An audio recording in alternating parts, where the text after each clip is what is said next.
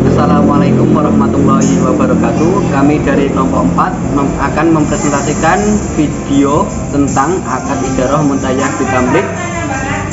Izinkan kami memperkenalkan terlebih dahulu anggota kami. Yang pertama, saya sebagai pembuka, Muhyiddin, dengan NIM 4022001669 Perbankan Syariah G semester 4. Perkenalkan, nama saya Muhammad Husnul Maaf dengan nomor NIM 4022001668.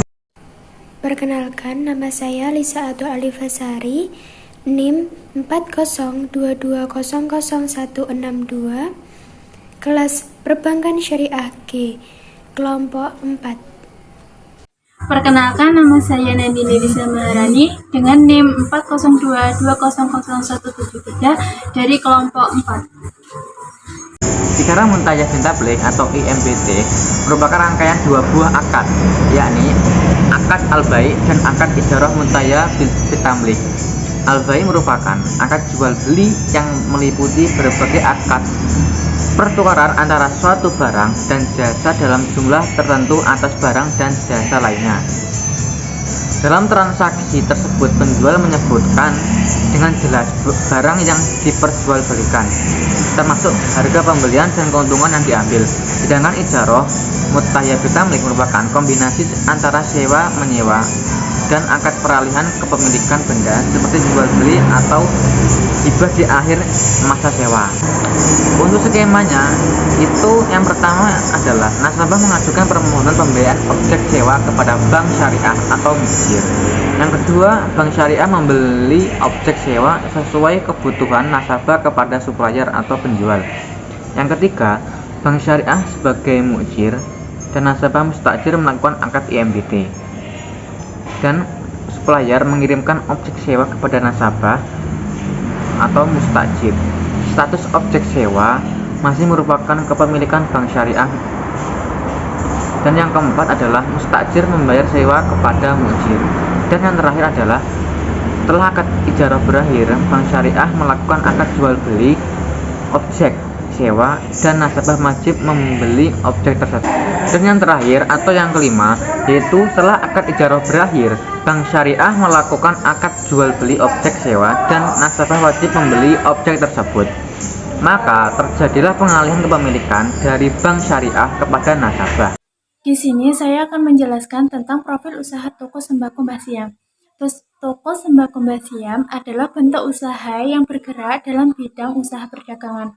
Usaha ini berdiri kurang lebih sekitar 10 tahun yang lalu. Usaha ini menjual berbagai kebutuhan pokok dan sembako seperti telur, minyak, dan berbagai sayuran serta juga buah-buahan. Usaha ini berada di tempat yang strategis karena terletak di sekitar pemukiman penduduk yang jauh dari toko sembako dan kebutuhan pokok lainnya. Toko sembako Mbah Siam ini beralamat di Desa Bondrang, Kecamatan Sawo, Kabupaten Ponorogo. Usaha yang dimiliki Mbah Siam ini adalah usaha yang dijalankan secara pribadi atau sendiri. Barang yang dijual di toko sebagian besar berasal dari reseller, tetapi untuk sayuran yang dijual sebagian adalah sayuran hasil panen sendiri. Karena Mbah Siam memiliki ladang, toko ini beroperasi dari jam 5 pagi sampai jam 9 malam. Selain berdagang, Mbah Siam juga berjualan di pasar. Sebagian barang yang dijual di rumah dibawa ke pasar untuk dijual kembali. Biasanya barang yang dibawa adalah seperti sayuran dan buah-buahan. Buah yang dibawa biasanya adalah buah pisang. Dalam menjalankan usahanya, Mbah Siam adalah orang yang terkenal baik dan ramah kepada tetangga-tetangganya dan kepada customernya. Harga barang yang dijual di tokonya juga tidak jauh dari harga-harga dari toko-toko besar, sehingga tetangga sekitar memilih untuk belanja di tokonya. Mbah Siam adalah orang yang termasuk orang yang dikenal baik oleh tetangganya karena ikut berperan aktif dalam kegiatan-kegiatan yang diadakan oleh masyarakat sekitar lingkungannya. Dalam menjalankan usahanya, Mbah Siam dikenal rajin, selalu semangat dan yakin. Meskipun beliau sudah tua, semangat yang beliau bentuk itu semakin besar, dan beliau terkenal sebagai pengusaha yang tak kenal lelah. Beliau juga termasuk orang yang dikenal jujur, amanah, serta kompeten dalam menjalani usaha tersebut. Rumusan masalah yang pertama yaitu analisis prosedur pelaksanaan pembiayaan IMBT Bilbai pada usaha toko sembako Mbah Siam. Prosedur pelaksanaan pembiayaan IMBT pada usaha toko sembako Mbah Siam terdapat beberapa tahap, mulai dari pencairan nasabah hingga pelunasan angsuran dan perjanjian lagi menggunakan akad bayi atau jual beli. Tahapan tersebut secara rinci adalah sebagai berikut. Yang pertama, pada proses pencarian, nasabah dilakukan oleh perwakilan dari pihak Laboratorium Mini Bank Syariah Yayan Ponorogo, yaitu satu kelompok yang terdiri dari 4 orang. Awalnya kami mencari usaha yang benar-benar sedang membutuhkan dana untuk pengembangan usahanya. Kemudian, kami menentukan usaha yang benar-benar layak untuk menerima pembiayaan ini, dan usaha tersebut adalah toko sembako Mbah Siam di Sawo. Selanjutnya, kami menemui pengelola usaha tersebut dan menawarkan pembiayaan IMBT Bilbai dengan segala penjelasan mengenai akad tersebut. Kedua, setelah pemilik usaha toko sembako Mbah Siam menyetujui, kemudian kami melakukan perjanjian mengenai barang apa saja yang dibutuhkan atau barang apa yang saat itu bisa dibilang langka karena harga yang semakin menaik dan sulit didapatkan oleh pihak nasabah. Jangka waktu pembiayaan, lama angsuran, jumlah setiap angsuran, dan peralihan barang menjadi milik nasabah dengan akad baik atau jual beli. Perjanjian tersebut menghasilkan kesepakatan bahwa jumlah pembiayaan yang akan diberikan sebesar 400.000 dalam jangka waktu pembiayaan 2 bulan, angsuran 2 minggu sekali, sebanyak 4 kali, sebesar 100.000, dan barang tersebut akan menjadi milik nasabah seutuhnya. Yang ketiga, kami mewakili pemilik usaha toko sembako Mbah Siam melakukan pengajuan pembiayaan IMBT Bilbai kepada pihak Laboratorium Mini Bank Syariah Yayan Ponorogo dengan mengisi formulir pengajuan pembiayaan dan melampirkan fotokopi KTP. Keempat, pihak Laboratorium Mini Bank Syariah Yayan Ponorogo melakukan analisis 5C plus 1S dan mengecek laporan atau catatan keuangan milik nasabah untuk memastikan nasabah layak mendapatkan pembiayaan. Kelima, pihak Laboratorium Mini Bank Syariah Yayan Ponorogo memproses pengajuan pembiayaan tersebut. Kemudian, setelah 2 hari, kami mengambil dana pembiayaan sebesar 400.000 dan membayar biaya administrasi 10.000 guna membeli tabungan untuk nasabah. Keenam, dana pembiayaan tersebut kami belikan barang yang dibutuhkan nasabah kelompok kami, yang yaitu minyak dan gula pasir. Lalu kami serahkan kepada pemilik usaha toko sembako Mbah Siam. Kemudian pihak nasabah mulai melakukan pembayaran angsuran setiap 2 minggu sekali sebesar 100.000 dalam jangka waktu 2 bulan. Yang terakhir, kami melakukan kesepakatan kita di awal tadi, yaitu peralihan kepemilikan barang menjadi milik nasabah dengan akad jual beli.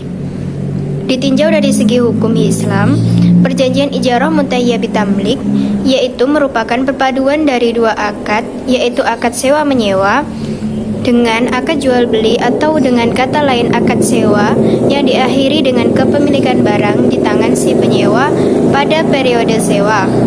Ulama fikih melarang adanya penggabungan 2 akad dalam 1 akad, tetapi terdapat pengecualian terhadap praktik ijarah muntayyah bitamlik dengan alasan bahwa kedua akad tersebut mempunyai sifat yang saling mendukung dan tujuan yang tidak menyimpang dari ajaran Islam.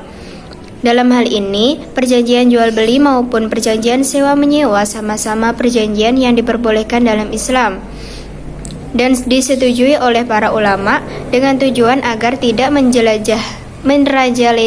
merajalelanya riba di kalangan masyarakat. Ulama madhab Hanafi melihat bahwa dalam transaksi seperti ini adalah dalam rangka menghindarkan masyarakat melakukan transaksi yang mengandung riba. Dalam prakteknya, perjanjian leasing atau yang dalam fikih kontemporer disebut dengan ijarah muntahiyah bitamlik, kedua bentuk perjanjian tersebut sewa menyewa yang disertai dengan hak opsi pada akhir masa sewa. Pembiayaan IMBT sangat banyak membantu dalam menyelesaikan masalah-masalah usaha nasabah, baik berupa penambahan aset usaha atau lainnya, agar usaha mereka tetap berjalan dan mereka tidak merasa terbebani oleh angsuran yang dibayar cukup ringan dan sesuai dengan keuangan mereka yang telah disepakati di awal akad. Rumusan masalah kedua saya yaitu mekanisme pembiayaan IMBT Bilbai pada toko usaha Mbah Siem, apakah sudah sesuai dengan prinsip syariah Islam. Berdasarkan hasil analisis yang saya lakukan, prosedur pelaksanaan pembiayaan IMBT Bilbai pada usaha toko sembako Mbah Siem telah sesuai dengan mekanisme dan ketentuan yang ada dalam teori prinsip Islam. Pembiayaan IMBT Bilbai diberikan kepada usaha toko sembako Mbah Siem karena memang pengelola usaha tersebut sedang membutuhkan dana untuk tambahan modal usaha guna memenuhi permintaan dari konsumen. Toko sembako Mbah Siem merupakan salah satu usaha kecil yang didirikan di Jalan Dr. Swetomo, Dusun Bondrang, Kecamatan Sawo, Kabupaten Ponorogo. Pembiayaan IMBT Bilbai pada usaha ini dimulai pada tanggal 25 Februari 2022, di mana pada bulan dan tanggal tersebut dilakukan proses negosiasi antara pihak Lab Mini Bank Syariah IN Ponorogo dengan pihak nasabah. Pengajuan pembiayaan IMBT Bilbai, pelaksanaan akad IMBT Bilbai hingga pencairan dana, kemudian pada bulan Maret dilakukan angsuran setiap 2 minggu sekali sebesar 100.000. Dalam proses pelaksanaan pembiayaan ini berjalan dengan lancar dan tidak ada kendala yang dirasakan oleh kedua belah pihak tersebut. Rumusan masalah yang kedua, nomor 1, yaitu dampak pembiayaan IMBT Bilbai dalam keuntungan yang diperoleh oleh usaha toko sembako Mbah Siem. Pelaksanaan pembiayaan IMBT ini memberikan beberapa dampak keuntungan bagi usaha sembako Mbah Siem. Keuntungan yang diperoleh yaitu yang pertama, mendapatkan barang sewaan dalam jangka waktu dekat. Yang kedua, omset penjualan meningkat. Yang ketiga, usaha menjadi lebih berkembang. Untuk mendapatkan barang sewaan dalam waktu dekat, maksudnya adalah keuntungan dari pembiayaan IMBT yang pertama kali dirasakan oleh pengelola usaha toko sembako Mbah Siem, yaitu bisa mendapatkan barang sewaan dengan cepat tanpa adanya bunga. Pembiayaan IMBT menggunakan dasar at-ta'awun dan rasa persaudaraan, sehingga tidak membebankan dalam pembayaran angsuran yang harus diberikan kepada bank syariah. Pengelola usaha toko sembako Mbah Siem merasa sangat terbantu dengan adanya barang sewaan ini karena ia sangat membutuhkan barang sewaan tersebut untuk mengembangkan usahanya dan menambah bahan pokok masyarakat yang lebih banyak guna memenuhi permintaan dari konsumen.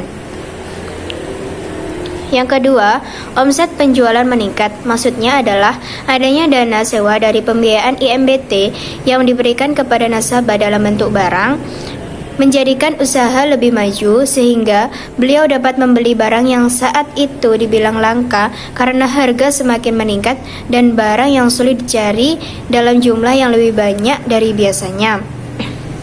Dengan bertambahnya bahan pokok masyarakat di toko tersebut, tentunya omset penjualan akan meningkat dari biasanya. Terlebih lagi, tidak adanya beban dalam memenuhi kebutuhan konsumen, maka pendapatan bersih tidak akan berkurang banyak selain untuk membayar angsuran. Yang ketiga yaitu usaha menjadi lebih berkembang. Adanya pelaksanaan pembiayaan IMBT juga memberikan dampak pada semakin dikenalnya usaha ini oleh masyarakat sekitar. Sebab mereka tahu bahwa pada usaha toko sembako Mbah Siem, bahan pokok sembako lebih lengkap, banyak, dan berkualitas, sehingga mereka menjadi sering membeli bahan-bahan pokok di toko ini. Bahkan beberapa dari mereka menjadikan toko ini sebagai langganannya.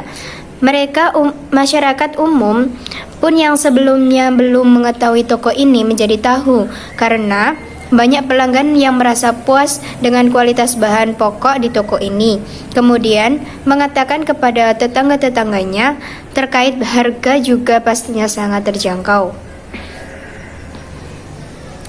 Dampak secara umumnya bagi usaha tersebut yaitu nasabah bisa menjual belikan barang yang bisa dibilang langka tersebut dengan keuntungan yang lebih juga, karena dengan kami berikan barang tersebut, toko Mbah Siem menjadi ramai pembeli dengan mencari barang-barang yang dibilang langka tersebut.